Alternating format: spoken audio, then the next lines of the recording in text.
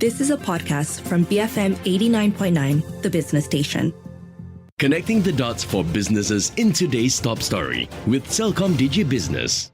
7:49 a.m. You're listening to The Morning Run with Shazana and Ning. On Tuesday, the government unveiled plans to introduce a new cost of living indicator by November of this year. Prime Minister Datuk Sri Anwar Ibrahim highlighted that this initiative aims to offer a comprehensive assessment of household expenses required for basic necessities. It'll take into account factors such as household size, income sources, spending patterns, and demographics. Now, this framework is based on the poverty line income modified developed by the International Labour Organization. Calculations are based on 12 groups of goods and services like food and housing, water, electricity, gas and fuel. Now, how will this new indicator impact government policies and economic planning in Malaysia? And what measures are really being taken to ensure that it accurately reflects Malaysia's diverse economic realities across the country? For perspectives on this, we have on the line with us Dr. Carmelo Ferlito, CEO of the Centre for Market Education. Good morning, Carmelo. Thanks very much for joining us. Can we start off with getting a better understanding of how the new cost of living indicator differs from the traditional consumer price index or CPI in measuring household expenditure? And what advantages does this new approach offer? Hi, good morning, and thanks for having me. Always a pleasure. So let's start with the CPI. How the CPI is built in very simple terms. So we take usually a basket of goods and we create a weighted average of these prices. Then we choose a base year and we say that the weighted average for that year is equal to 100. And then we keep on measuring the same weighted average for successive years, and then we see if the number increases or declines. And this means that those prices weighted in that ways are either growing or declining.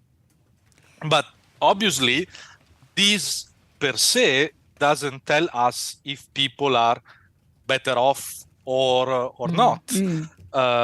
Because in example, if we look at the pre-pandemic period, wages were growing faster than prices in Malaysia on an average.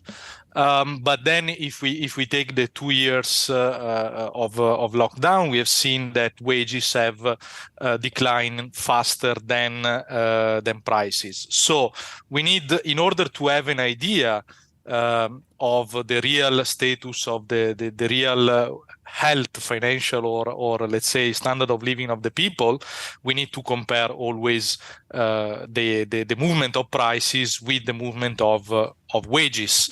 And these are movements that are very much differentiated in Malaysia as a country. So it's good to have an analysis that is more disaggregated, but we have that analysis actually already for wages and prices in Malaysia. We have very good data on that.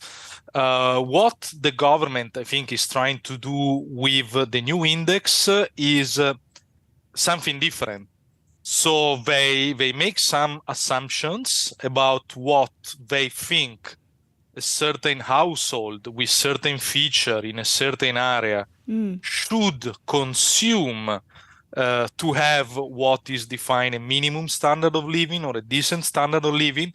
And then they compare the wage, the average wage in that area for that household with that minimum purchase and say, is it possible with that wage to sustain that kind of standard of living or not? So it is the attempt to better measure, I think, the purchasing power and the standard of living of people, while CPI only measure prices. But of course, without CPI, you cannot build the other index. Yeah. So Carmelo, it sounds like it's a very dynamic and comprehensive indicator, but what are the challenges, do you think, in terms of measuring it accurately and also interpreting cost dynamics across different states and districts? Well, I think that measuring per se is not a big issue. On this, we have really to pay respect to our DOSM. I think Malaysia has a very well built database of economic data, which is a bit dispersed, but data are there. Where the difficult part comes in is indeed in the interpretation. So, choices of what to put into that shopping basket, if we want to call it like that, are always questionable. People have preferences. In this case, the government have decided to follow the ILO suggestions. Of course, the ILO is an organization of scholars and researchers with their ideological orientation. I think that what is important at this regard is to remain open for revisions and to consider the future cost of living index as a reference rather than a tool for adopting rigid policies. And speaking of that, could you elaborate a little bit more on how you think this new cost of living indicator should be used as government plans its policies on things like wages, subsidies, and social assistance? Or what's the purpose of this or benefit of having this cost of living indicator? Well, I think that we should always keep in mind a basic fact that wages as well are prices and therefore are subject to supply and demand dynamics. So wages are not something different from other prices. So these have always to be kept in mind when we do regulations that affect wages. Where I think the cost of living comes into place is the cost of living index is that it could be a very useful tool to better identify gaps in our social assistance system, to deploy more targeted and need-based assistance, and to develop long-term policies for nurturing economic growth pulled by private investment. Carmelo, our previous domestic and trade minister said this in, of course, 2019. He said that this new index would reduce the cost of living. Is that possible? I mean, how do you see the government using this in almost an immediate manner? Well, the idea that an index can reduce the cost of living per se, I think, is a bit utopistic. Is a way to measure it and eventually to develop more targeted assistance. That, yes, but that the index per se in the short term reduce the index, I think probably the minister intended what I'm saying, that it will relieve people by deploying better social assistance. And in this sense, indirectly, the cost of living can be improved. So how would you advise Malaysia integrate this cost of living index into long-term economic planning and sustainable development goals?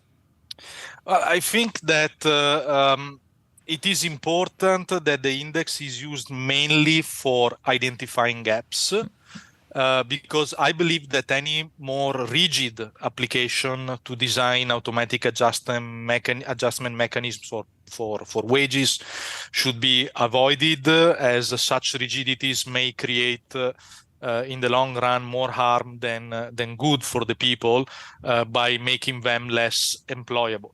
So it is a tool for social assistance and social support. This is the way in which I see it going. Carmelo, thank you so much for speaking with us. That was Dr. Carmelo Ferlito, CEO of the Center for Market Education, weighing in on the government's plan to introduce a new cost of living indicator. Definitely some benefits, but also shouldn't be used too rigidly, he says. Yeah, because currently there are 12 groups of goods and services, because we're using the poverty line income modified developed by the International Labour Organization.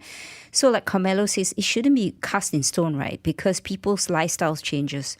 Their habits also change. What they consume also change. So it cannot be static forever. Otherwise, it becomes very outdated.